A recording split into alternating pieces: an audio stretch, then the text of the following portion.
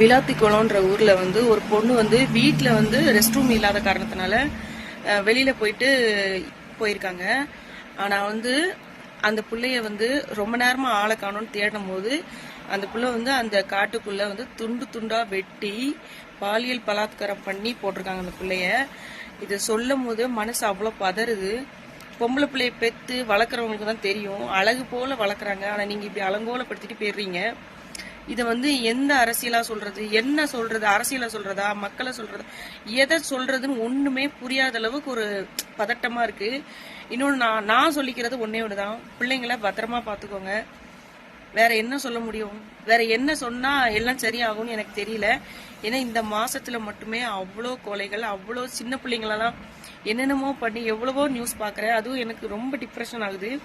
இந்த மாதிரி நியூஸ் எல்லாம் ஒருவேளை நான் வந்து அடிக்கடி வீடியோல போடுறதுனால எனக்கு அதிகமா அதை ஷேர் ஆகுதா என்னன்னு எனக்கு தெரியல. ரொம்ப ரொம்ப டிப்ரெஷனா இருக்கு இதெல்லாம் கேட்கும் போது.